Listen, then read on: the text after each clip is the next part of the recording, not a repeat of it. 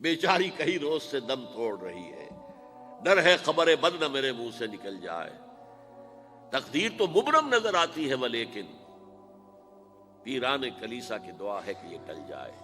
تو پہلی بات میری ختم ہوئی، عالمی نظام خلافت دنیا کی تقدیر مبرم ہے، ہو کر رہے گی، اس میں کسی صاحب ایمان کو کوئی شک، کوئی شبہ، کوئی ریب نہیں ہونا چاہیے۔ البتہ اس کا اب دوسرا پہلو کیا ہے، اس کا آغاز کہاں سے ہوگا؟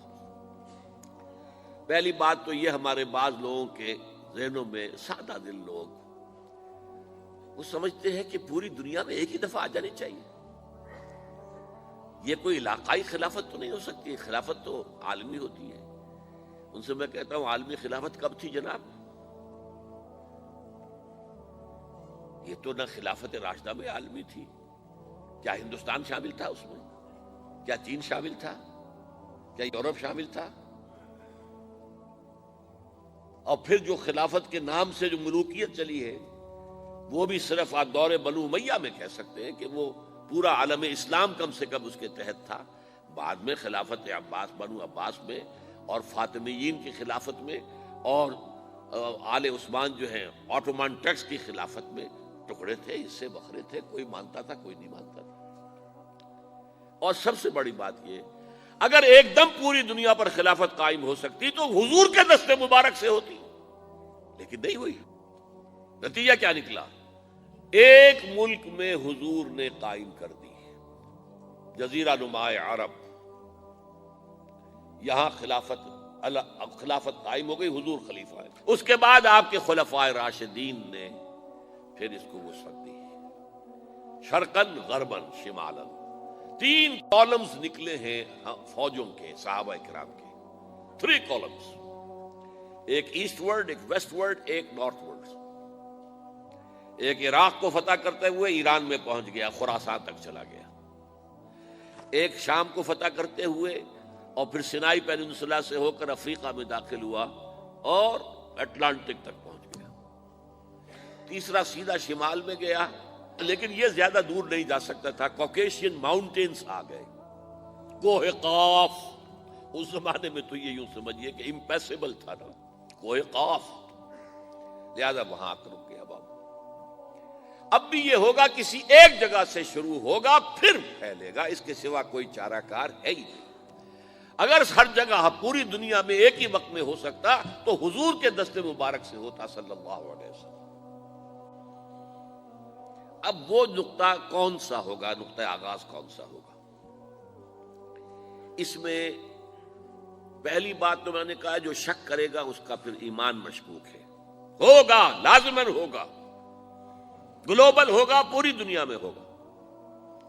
کہاں سے شروع ہوگا اس میں آپ اختلاف کر سکتے ہیں، لیکن مجھے تو 2 حدیثیں تو ملی ہیں جن سے یہ اندازہ ہوتا ہے کہ یہ اس مشرقی خطے سے ہوگا، عرب کے مشرق کی جانب کسی ملک سے ہوگا، کسی خطے سے ہوگا۔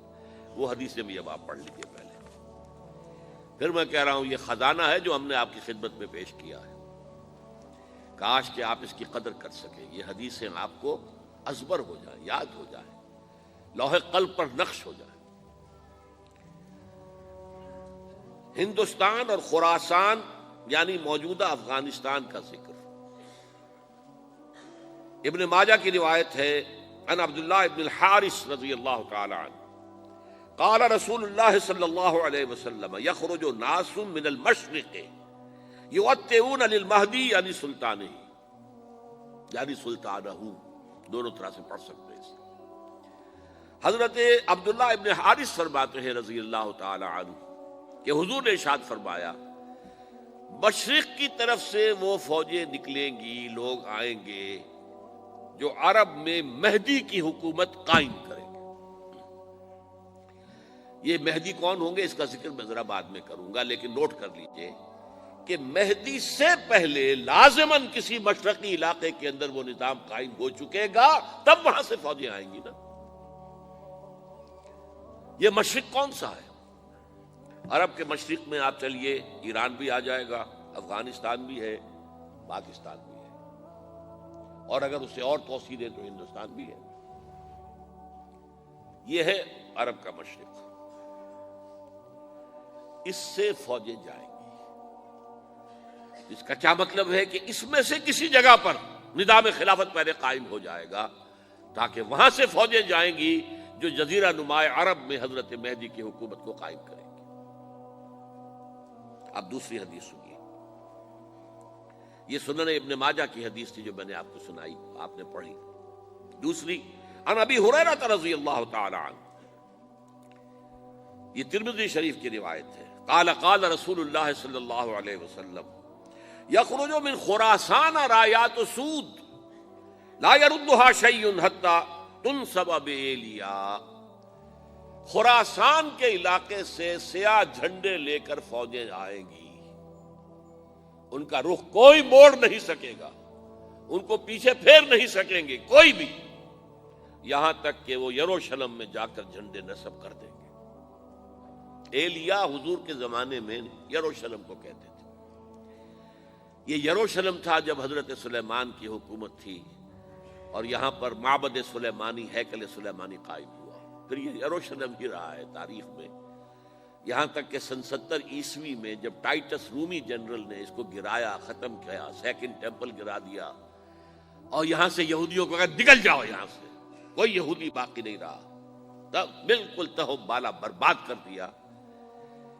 اس کے کوئی 150 سال بعد ہیڈریان، رومن ایمپرر ہیڈریان، اس نے پھر دوبارہ آباد کیا اس شہر کو۔ 150 سال تک یہ بالکل بنجر اور بالکل غیر آباد پڑا تھا۔ اب ہیڈریان نے جب آباد کیا تو اس کا نام ایلیا رکھا، اب یروشلم نام نہیں تھا، تو حضور کے زمانے میں پھر اس کا نام ایلیا تھا۔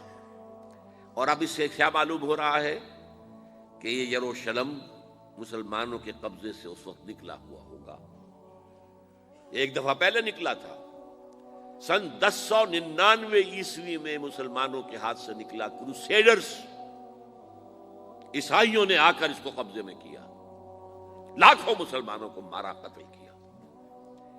اس کو 1187 عیسوی میں واپس لیا ہے، کس نے لیا ہے؟ صلاح الدین ایوبی، کرد، عرب کھوکھلے ہو چکے تھے، عربوں نے کھویا، واپس نہیں لے سکے، بہت حکومت کر چکے تھے، 400-500 برس کی حکومت کر کے، اور ان کے عیش اور ان کے آرام، اب ان میں جان نہیں تھی کہ وہ واپس لے سکے۔ واپس لینے والا گرم کرد خون تھا، صلاح الدین ایوبی۔ تو گویا کہ اب آپ سمجھئے کہ 88 برس تک عیسائیوں کا قبضہ رہا یروشلم پر۔ اب 1967 میں یہودیوں نے قبضہ کیا ہے، اور اب 38 برس تو ہو گئے، 88 نہیں تو 38 برس تو ہو گئے، لیکن وہ دور آئے گا کہ اب پھر لیں گے، لینے والے عرب بھی نہیں ہوں گے، خراسان کے علاقے سے فوجیں آئیں گی۔ یہ خراسان کیا تھا؟ ایلیا تو میں نے آپ کو بتا دیا، یروشلم کا نام ہے۔ خراسان اس زمانے میں ایک بہت بڑے ملک کو کہتے تھے، کچھ حصہ پاکستان کا بھی اس میں شامل ہے، کچھ حصہ ایران کا بھی ہے، ایران کے اس حصے کو اب بھی خراسان کہتے ہیں، وہ ایک صوبہ ہے، خراسان ایک صوبہ ہے ایران کا چھوٹا سا۔ پاکستان میں خاص طور پر یہ جو علاقہ مالاکنڈ ایجنسی کہلاتی ہے، اس سے اوپر جتنا علاقہ ہے، اور یہ جو واخان کی ایک پٹی آتی ہے اوپر، واخان افغانستان کی ایک پٹی سی دم سی چلی آتی ہے جو جا کر چائنا کی سرحد سے مل جاتی ہے، یہاں سے لے کے یہاں تک یہ جو مالاکنڈ کا وہ درہ ہے اور پہاڑ ہے، یہ بھی خراسان کا حصہ ہے۔ باقی تقریباً 2/3 آف افغانستان ساؤدرن حصہ نہیں ہے خراسان کا حصہ، یہ سیستان کہلاتا تھا، یہ خراسان نہیں ہے، لیکن یہ کہ اوپر کا 2/3 آف افغانستان، اور اس کے ساتھ یہ جو عرب، جو اب یہ ترک ممالک آزاد ہوئے ہیں سوویت یونین کی ڈسولوشن کے ساتھ، یہ سارا علاقہ کہلاتا ہے خراسان۔